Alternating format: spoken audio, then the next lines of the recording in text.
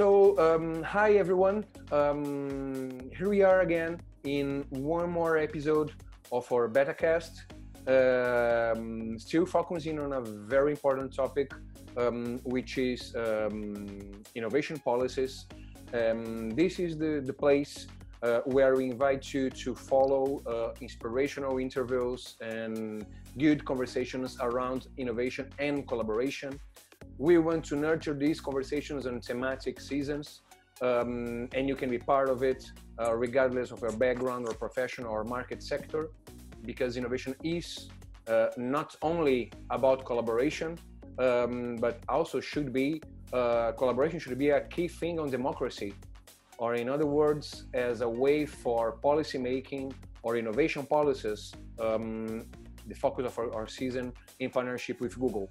And that's why we have the pleasure of hosting today, for the fourth episode of this season, Manuel Leitão Marques, member of the European Parliament, representing the Socialist Party in Portugal, and the group of the Progressive Alliance of Socialists and Democrats in the European Parliament.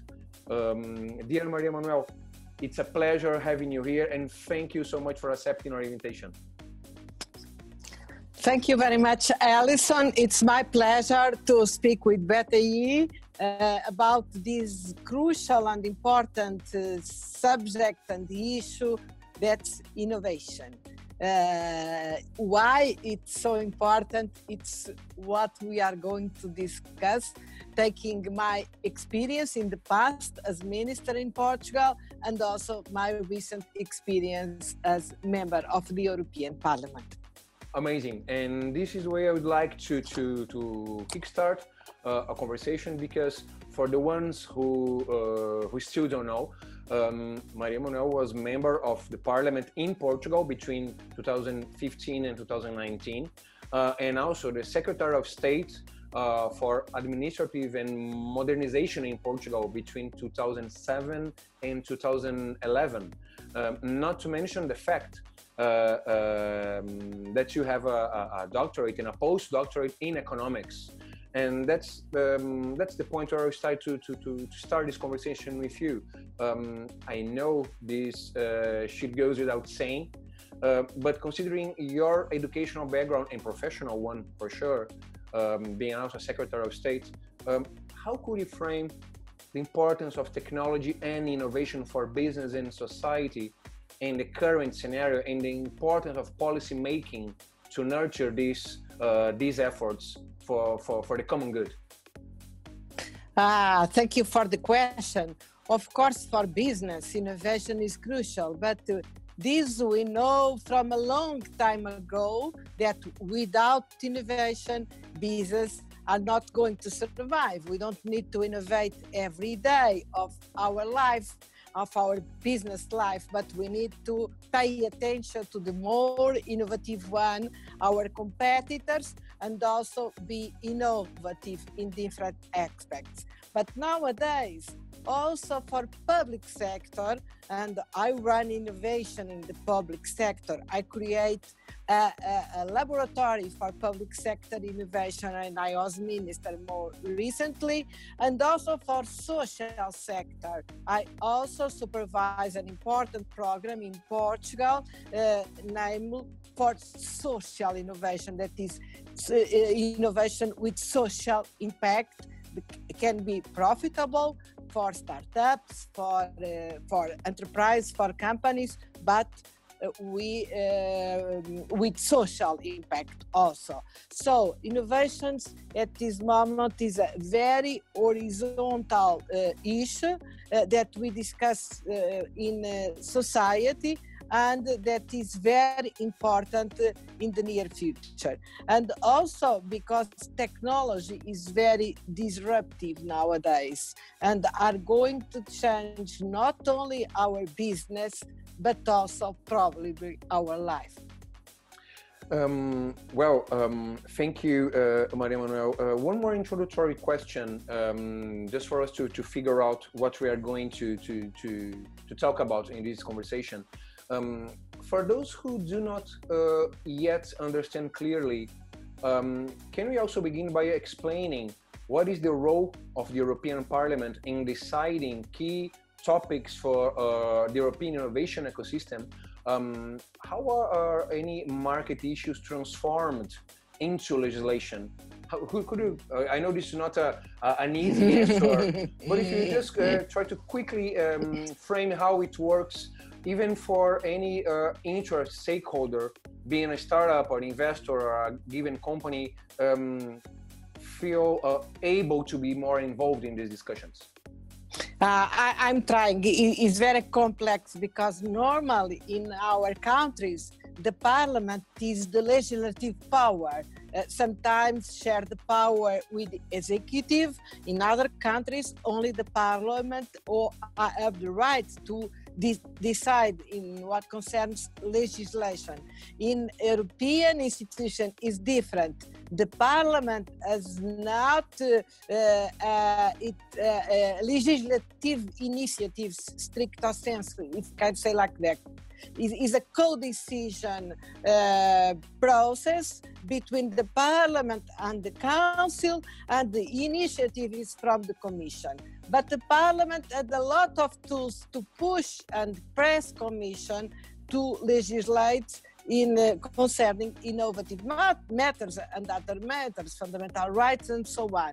And in this mandate, the President of Commission, Ursula von der Leyen, assumed the compromise that all the initiatives of the Parliament to ask the Commission to legislate will be respected. So the Parliament increase its powers in legislative matters. And innovation is a very important issue in the Parliament. We discuss in a special committee named STOA from Science, Technology and the Assessment of Options of the Parliament. And also we discuss along different committees, internal market, environment, health, in industry, and so on. It's really a very important issue, special concerning digital matters, because digital transition, as well as climate transition, but digital transition is one of the most important issues in this moment in the Parliament, and we create last week a special committee for digital and artificial intelligence matters. Mm-hmm. We have been talking a lot about this topic in specific, artificial intelligence, and we know the European Parliament is truly engaged in this discussion. And for sure, there's different, not necessarily lobbies, but narratives around it, and trying to support ways to design this digital transition regarding AI, especially because we have, for instance, all the discussion connected to high risk and low risk AI operation and so on. But before jumping in this discussion, we know there's a lot going on being discussed regarding digital transition. But I'd like to ask your personal opinion here, if you permit me to say that. What are the most urgent topics for debate in legal definition in the scope of technological innovation in Europe at the moment?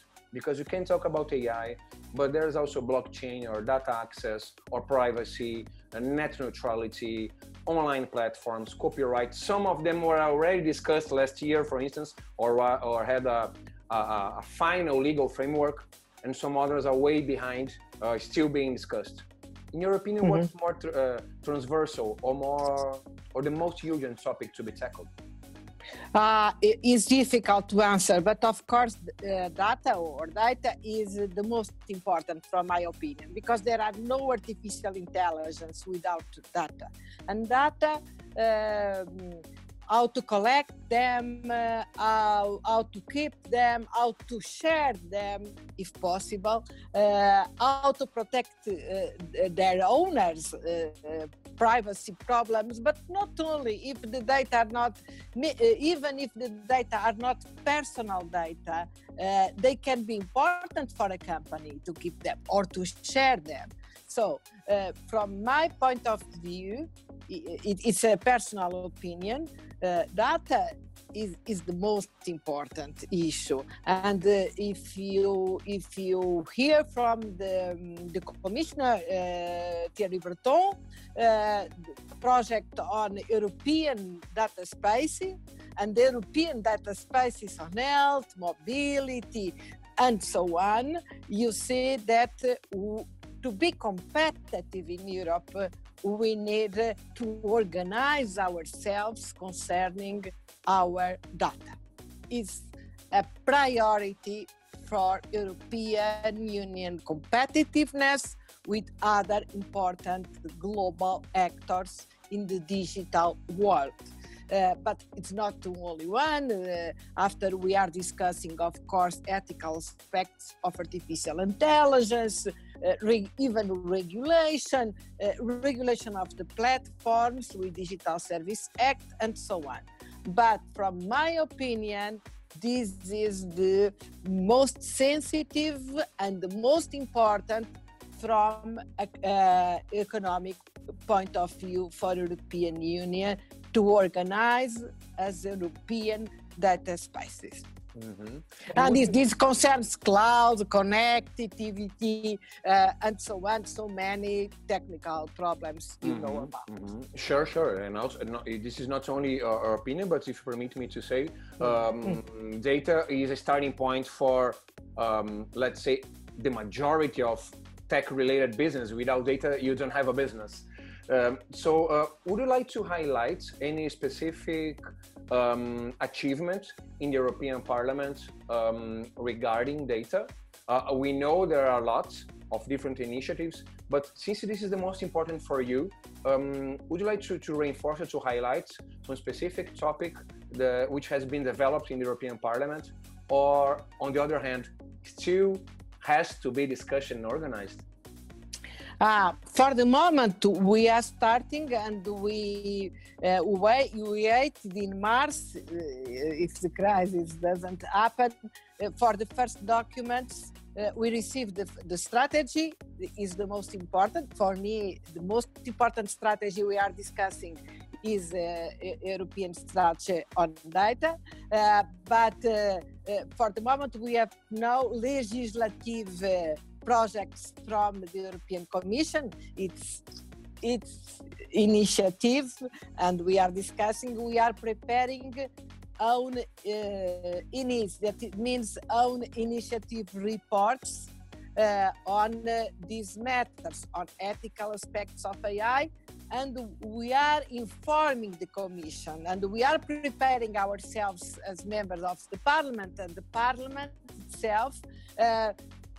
We are trying a balance between protecting privacy, protecting data and its representativeness, that is fighting against discrimination, biased algorithms, transparency of the algorithms, auditability of the algorithms. We are learning about all these matters, and to be prepared to discuss later some legislative initiatives on soft or hard regulation. For the moment, we don't know exactly what will be, but I think it will be a mix between some hard principles, and also soft regulation, that means ethical and voluntary principles. And also we are discussing with the lobbyists. It's very interesting, this, because it's clear, it's transparent, the process in the European Parliament. It's very interesting to receive them and discuss with them. And then for me personally, it's very interesting because it's an opportunity to understand more deeply some technical matters that are important to understand, even without transform myself in an informatic engineer, but it's very important to understand in order to better regulate. And in this sense, Maria Manuel, would you say that not only the startup community, but let's say the digital innovation community, are they doing a good job on this? Are they making themselves understandable regarding their perspective? I'm not sure. I would like to say yes, of course, but it's not possible to say that. Sorry, but it's very important to hear more for startups, because we are fighting in the Parliament for startups. For instance, concerning Digital Services Act, we are concerned about access to startups, scale up of startups, and the relation between big companies, gatekeepers, winners that takes all, and startups. And this is a very important point for us.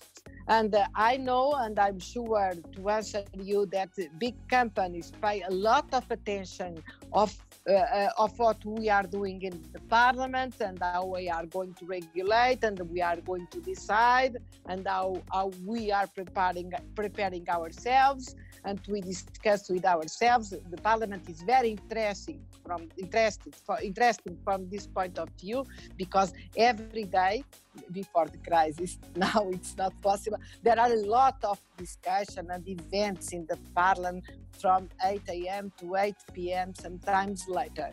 But startups, because probably they are focused in their own business, probably is difficult to make them be a little bit loud in the Parliament. And we need to organize, maybe through Zoom, Teams, Webex, and other virtual ways,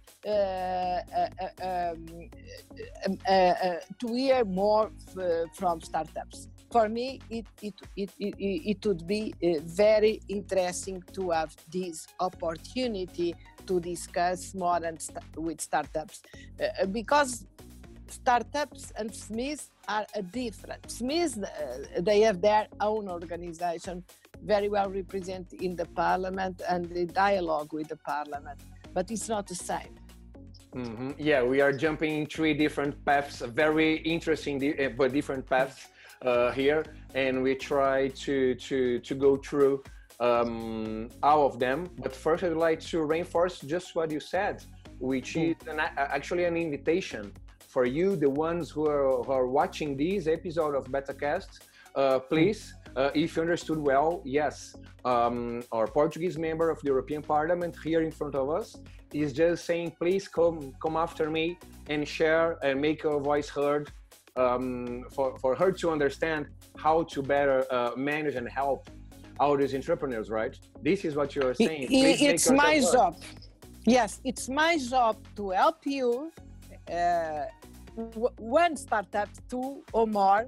It's my job to help you to organize a better dialogue with myself and other colleagues, even from other groups of the European Parliament, because I have good relation with other groups, political groups of the European Parliament, and I can help you to discuss in a convenient way for a startup that is not a big company that can have a special office in Brussels to deal with the European Parliament. Big companies, it's a completely different reality.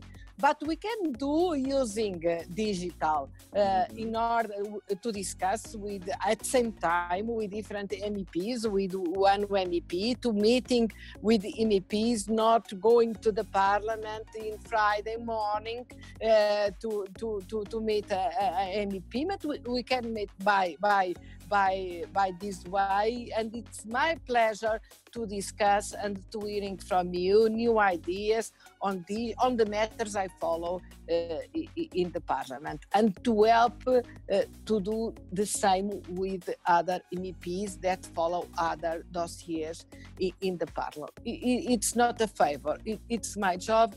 It's my pleasure, and my email is open for all of you. Your openness is just amazing, and I seize this opportunity and your openness just to go back to a question you already brought to the table, which is the difference between an SME and a startup. This is probably a very essential discussion to all the rest. because you can talk about any other topic, being data, just as you said, being a very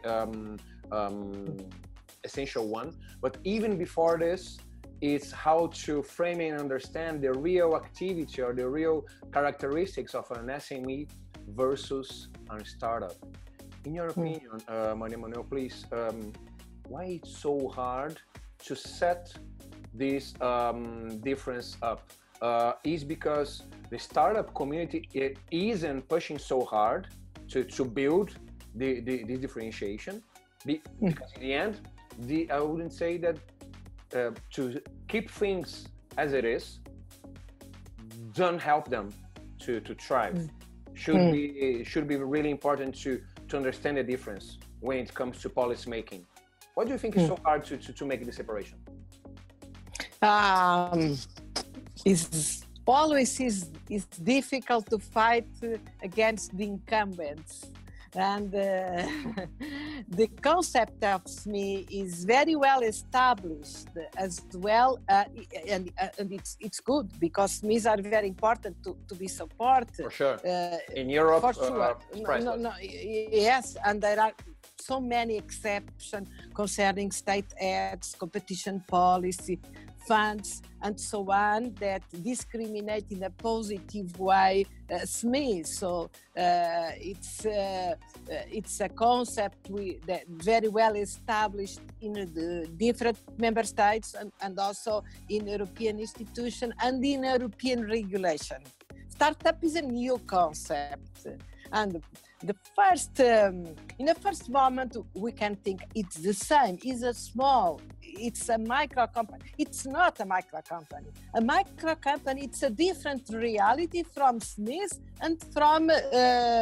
It's also a very, very important problem, and the crisis. So we need to pay attention also to micro companies. Micro companies are micro companies. They start very small to stay very small because sometimes it's familiar and sometimes is designed to be small.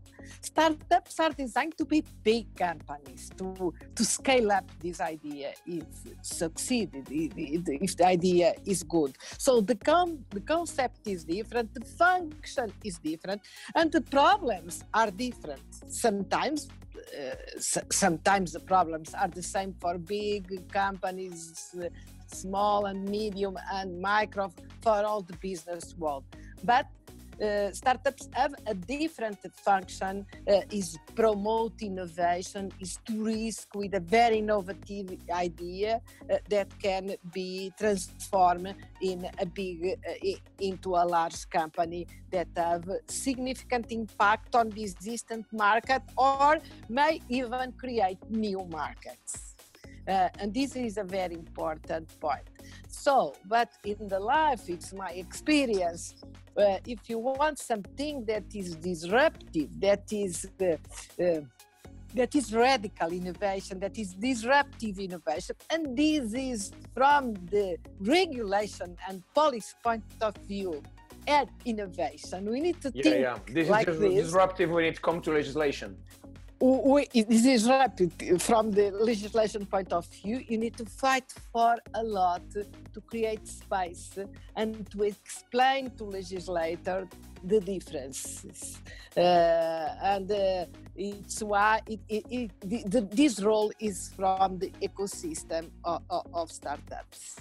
They are important when, for instance, in Portugal, we organized the Web Summit. Startups are the stars in the Web Summit. We see them maybe when we speak about incubators and so on. But when we discuss in European institution from an institutional and the regulation point of view, startups are not very well established and differentiated in their different problems from SMEs and, of course, from big companies. And being so important... when we discuss Digital Service Act, yes, this is a very important point. Always, as I told before, we discuss about how to protect startups in order to give them space to growth and to prove their concept. But it's the only situation that when startups are a regulation problem. I'd love to push a bit more on this, because for sure, if you both, humbly speaking, for sure, if you both agree that this is really important, sometimes we have the impression that not only in policy making but also for the community, this differentiation isn't on the top of our agenda, and maybe it should be. We could go through this topic, but unfortunately or not, I just go back to theme you already brought to our conversation, Maria Manuel, which is the Digital Service Act. Not to mention data itself, because it's almost like the food, the means to an end. This is data, right? But the Digital Services Act is probably also the most transversal topic on startups legislation, since it is about the entire online platform economy. Can you explain quickly what are the DSE goals and this potential impact on the digital ecosystem in Europe, especially in startups? Not only the Digital Service Act. Pay attention to competition policy and digital. There are important and relevant papers that try a different approach from big companies in digital sector in order to better protect startups. Super. For instance, considering and they're intertwined in a way, merger rules that not apply when a big company acquisition of startup, but maybe in the near future things can change. We are discussing in the parliament, and this is a very important, crucial point from startups, the most important from my point of view. Concerning Digital Service Act, there are different matters we are discussing. Basically, what we want, that is, what is illegal offline should be illegal online. And we are trying to better protect consumers in online world, considering that more and more, and the crisis has shown this reality very well, more and more we are going to move to the digital world. That is, we are trying with Digital Service Act organize digital internal market for services. It's a very important point, because we have a very interesting digital internal market for goods, but for service, it has been very difficult to build a digital. There are a lot of barriers, bureaucracy, difficulties to build a really internal market for service. And this is one of the goals of this Digital Service Act. And also concerning, of course, transparency and information obligation and supervision of this market, that is a very difficult one, and also protecting startups in this market, regulating big platforms. And you know that I have discussed this question with some big platforms, no matter what, and they are really convinced. They want regulation for the moment, because they think they will be better protected if they have some regulation. I don't know what type of regulation. Not all regulation we are thinking to approve or to pass, but there is a common. It's impossible to think in this 5 years ago, but nowadays there are a consensus that this digital world and digital platforms and digital service from platforms need to be regulated. In why has this been so hard? If you see that this debate it's alive, on the European Parliament. And just as you said, the big tech companies are already jumping and assuming this need. What's lacking to move further with this discussion? It's more about a common ground between the members of the European Parliament. It's more about trying to do the digital shift from the physical to the digital service approach. I think in the European Parliament, of course, we can have some difference among the political groups from ECR, more liberal, to GUE, less liberal, and also in the middle, Renew, EPP, and Democrats and Socialist Progressist Alliance.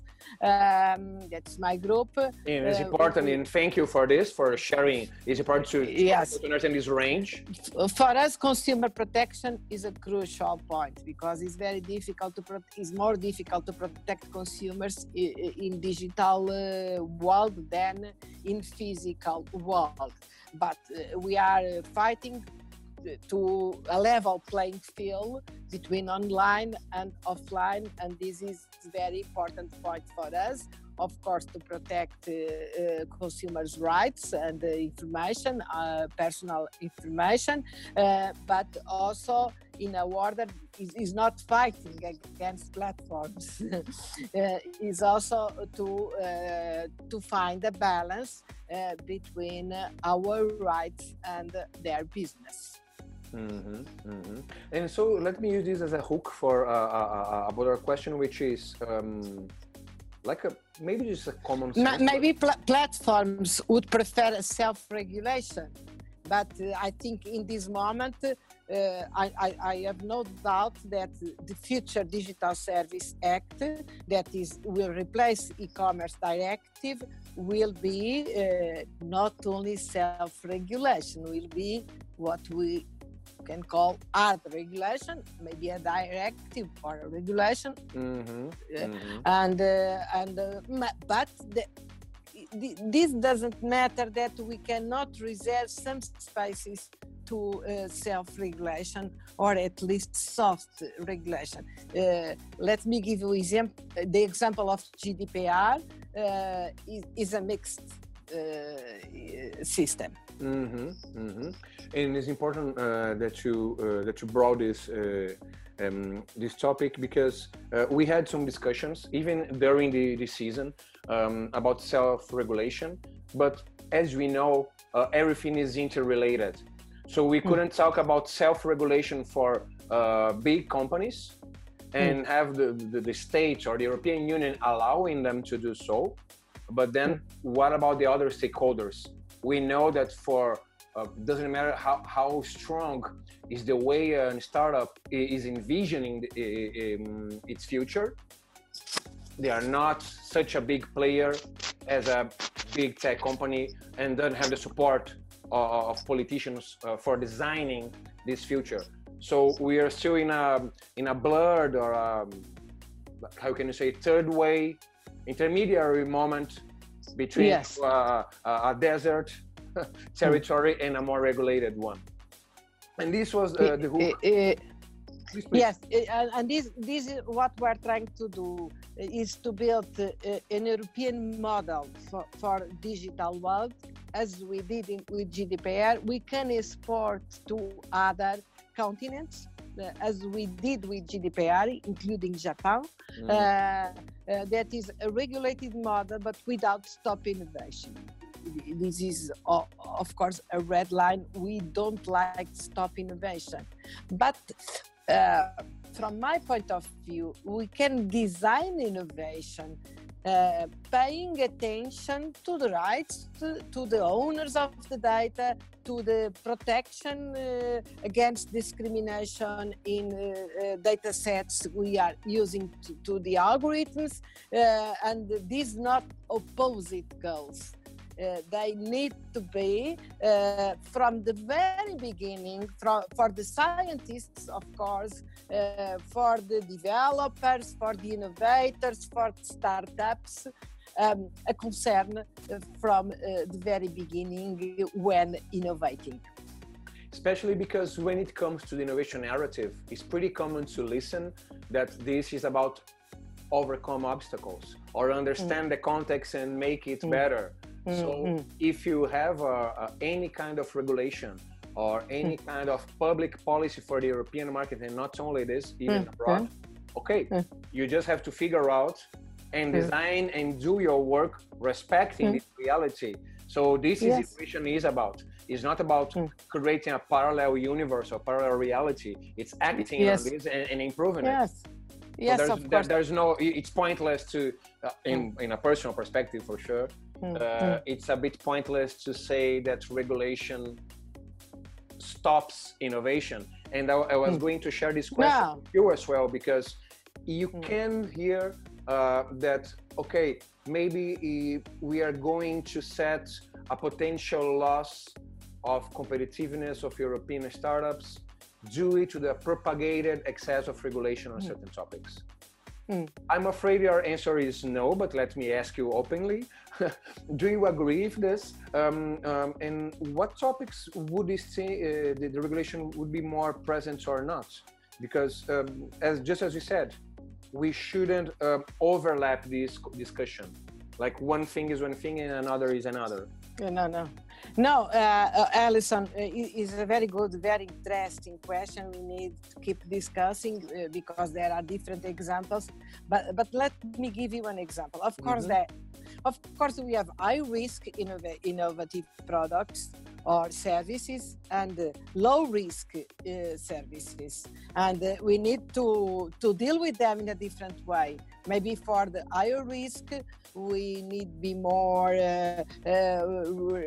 requiring certification or labeling or impact assessment and so on, and to low risk, no legal obligation. This is very important from the very beginning. But let me give you an example. My iPhone or your car or something. I would like a very innovative iPhone. I'm very innovative. I would like innovative products, and I think the majority of consumers that can buy them like innovative products. But if you know there is a risk in this iPhone or a different innovative, more innovative product, a risk of cancer or a risk of an accident, not very well codified or a problem, you want this innovative problem. No, you reject them. So trust is very important for innovation, and to keep consumers' trust and or other business trust, also the products need to be safe from the very beginning, and you need to keep trust. People need to believe that your products or your service are safe, are well designed, have no negative social impacts, because nowadays people are very sensitive to environment impacts, to social impacts more and more, and I'm very happy to tell you this, but all business know that nowadays is different from 10 years and 20 years ago from social and environmental point of view. Is a very different attitudes. And so it's why I tell you, of course, there are low-risk innovative products and service, even using artificial intelligence, and we need pay more attention to higher risks than low risks. And this approach we agree on this approach. I discussed last week an opinion on ethical aspects of AI, because I'm the shadow rapporteur from my group with other groups, and we agree from the Greens to SAR, we agree on this approach to distinguish between high risk and low risk application of AI. But at the end of the day, we want safe products and services. And would you say, Manuel, and this is a very important label for our startups in Europe. Our innovation is safe, is environment engaged, is social engaged. This is a different way to compete. And what you're highlighting is super important because it's a different way to address the question I've shared with you. Because the question was about the a potential loss of competitiveness from European startups and community when compared with other countries. And what you are sharing here is quite the opposite, which is we are not discussing bureaucracy. We are preparing a new approach for the near future, for the immediate future, which is innovation, considering social impact or green impact or how to be circular to innovate. So this is not about bureaucracy, but rather prepare or be prepared for what's next, right? Alison, in my CV, the most important line of my CV, if I can evaluate myself, is to fighting bureaucracy. I put forward in different moments a program named Simplexi. You can Google, you are going to see. And Simplex is a very well-known brand in Portugal, very well-known in business, and from people, citizen, normal citizen, know about Simplex. Regular what people. It's about. Regular people. Is reducing, is fighting bureaucracy, and you can use digital, artificial intelligence, data to better and better reducing bureaucracy, experimenting how to use public information in order to anticipate problems and solving them instead of asking our citizens to do that. For example, renew the passport automatically because we know the passport is not valid, and different things, giving a pension on exemption because it's poor people and so on, different ways to use our data, interoperability and other digital tools, innovative digital tools to reduce bureaucracy, which doesn't mean deregulation or not. It's the opposite. We can do that, better protecting consumers and making rights of people more effective, not less effective. Lovely. It's just lovely. Maria Manuel, and I can give you a lot of examples how to do that. It's not the case today. I'm sure you do, but let me use this again as a hook to invite the ones who are watching this to go after you, because you are asking for the community to talk with you. So instead of sharing more examples here, let's invite the ones who are watching to contact you and share their examples and listen to yours. And let's nurture this collaboration. Please, you can share my European Parliament email with all the startups. Okay. So if you allow me to do so, I will ask for our post-production team to write it down. You can hear Maria Manuel Leitão Marques' email. You can contact her. Amazing. But one more straight question for you.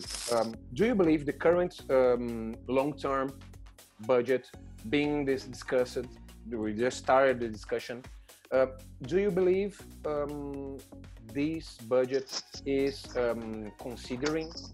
taking into note some of the topics we are here highlighting as pretty much important? Would you say this new budget for Europe, is it envisioning the right battles to be tackled? The budget for the moment is not approved. We have a last proposal from the Commission. I think it will be the last one, and I think it's a very good one from my point of view. But now we need the proposal to be approved by the Council and after by the Parliament. Maybe the Parliament are going to demand more and more. It's our position to push the Commission, but at the end, if this proposal will be approved, it's not bad. We have an increase on Horizon Europe, that is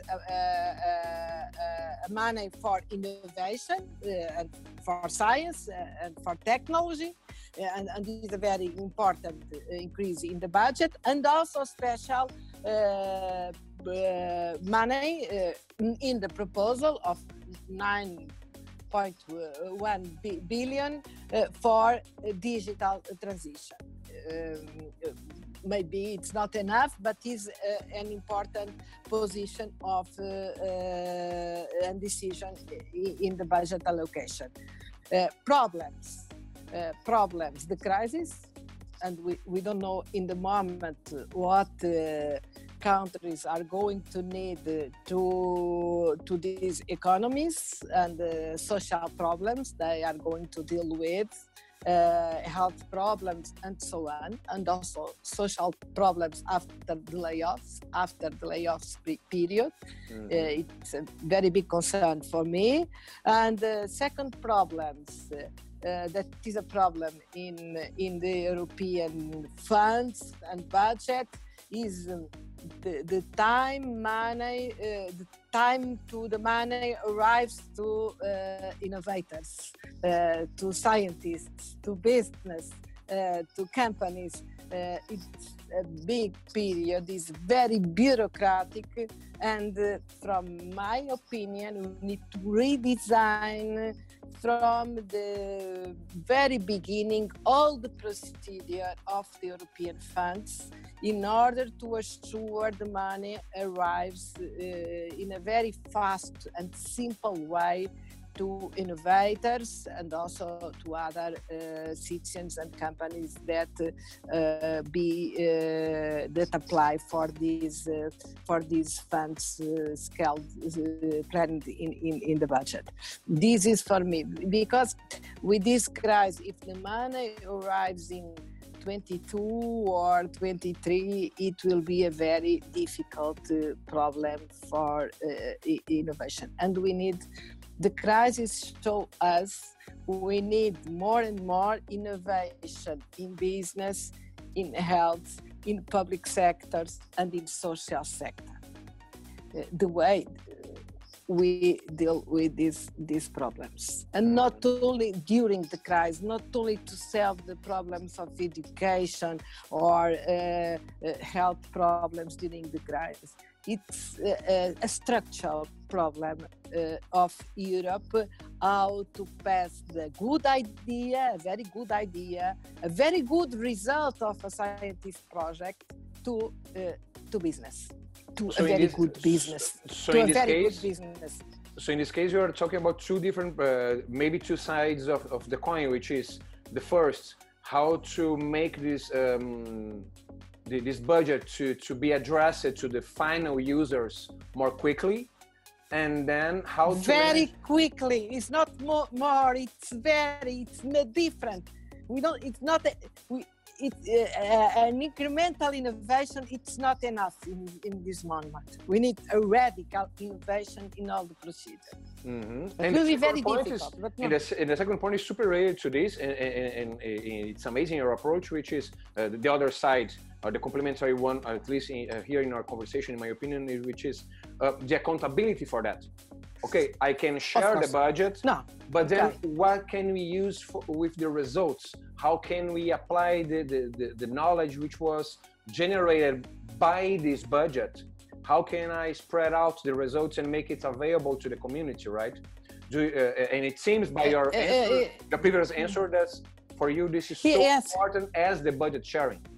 Yes, and Alison, but we spoke during this talk a lot on artificial intelligence and data, and I told you it's the crucial point for me in the discussion in the Parliament.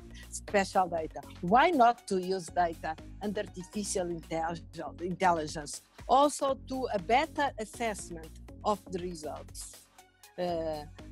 Because exactly, I totally agree with you. There are different kinds of, there are different faces of the same coin. We need to prove to our citizens and also to all the member states, the North and the South, that we are using this money for good and for a more developed society and balanced society in European Union, in the South and in the North. Well, this is again an invitation for our public.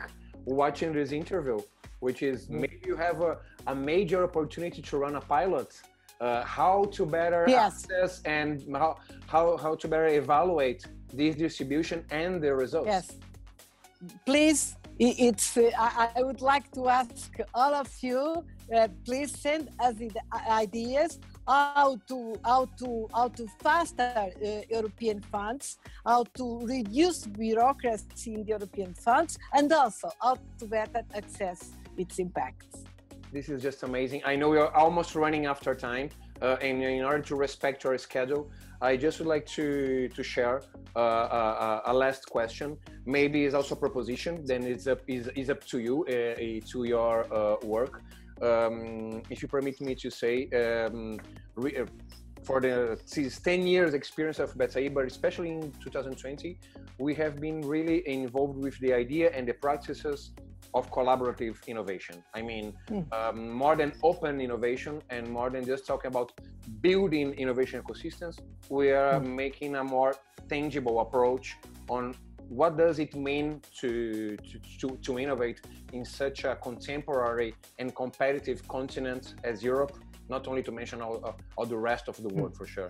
But I'd like to ask you if in your opinion, try to foster or to boost a more tangible or project-oriented collaboration between companies, public sector, investors, startups.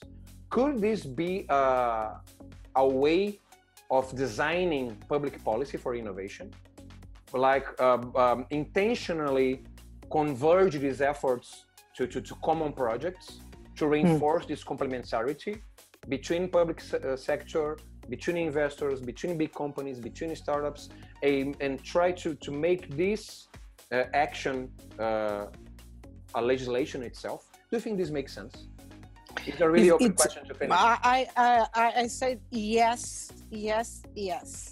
But when we try to do that, and I tried when I was minister in this laboratory I created public sector experimentation. It's only experimentation of an idea.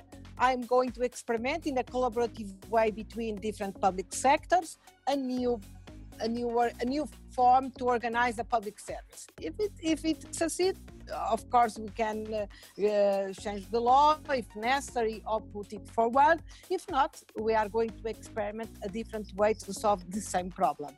But at that time I wanted to involve in this experimentation private sector. Why not? It's only to experiment.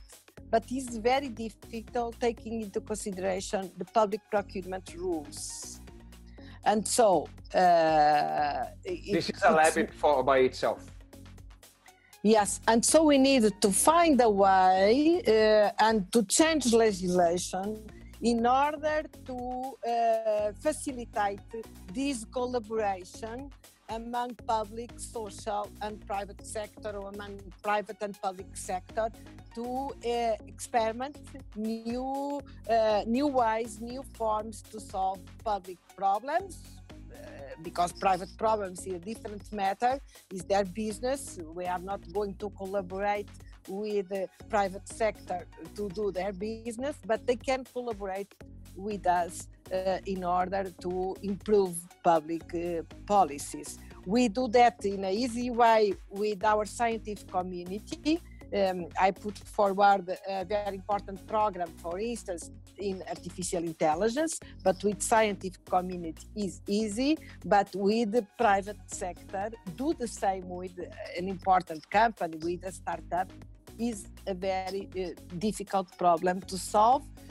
Not from a legal point of view, and this is a very important obstacle to do that in Europe, because they think we give advantage to this company in a future moment when we are going to buy this service in market to implement this idea.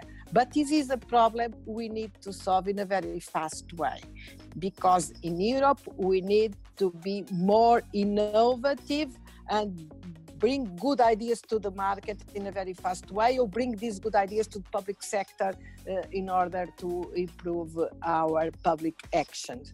And let's go to try once more.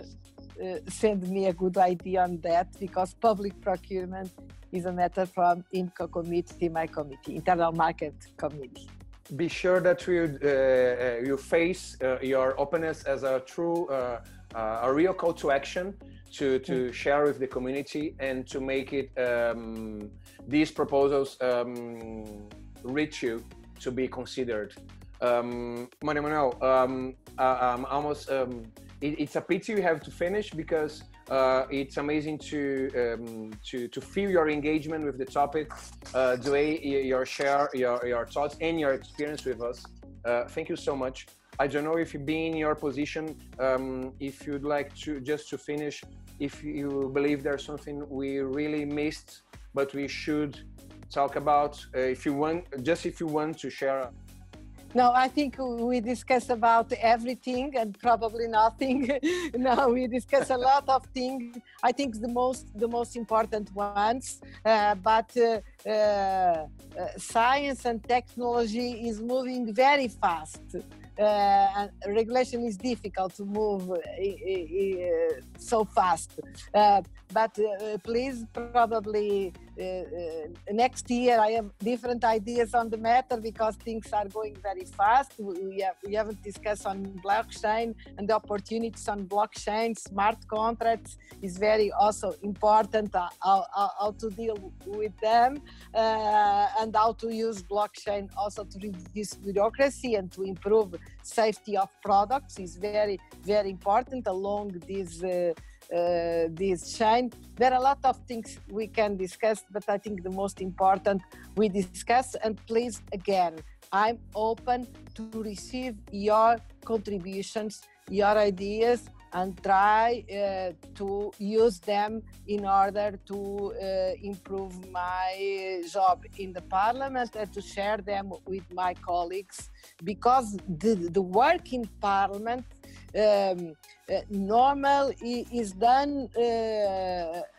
like this. Is very important. The knowledge we receive from specialists, from innovators, from also from companies, from trade association, from workers, from consumers, and after we mix everything, and it's how we discuss and we try to build the consensus in the Parliament. Super. Again, thank you so much for your time. Thank you for sharing your experience and thoughts. If in a way we talked, just as you said, about everything and nothing, on the other, I'm sure that we have a mission accomplished here, which is raising awareness regarding the community and the startups to this topic. When you go through so many... And please come to the Parliament, Beta, come to the Parliament. Well, we have been there in April, and we'll be back as soon as the pandemic really ends. Be sure we'll be back. Also, one of our partners is moving to Belgium.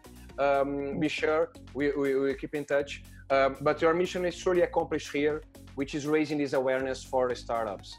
And then we, over time, we'll debate and we go through in more detail these different aspects, all of them worth our effort on this. Again, thank you so much for your time. Thank you for watching. You can subscribe, you can follow, you can recommend, you can give feedback, and be sure you get an answer from us. This was Manuel Leitão Marques, a member of European Parliament representing Portugal and the Socialist Party. Thank you so much for your time, and stay tuned. There's more to come. Thank you.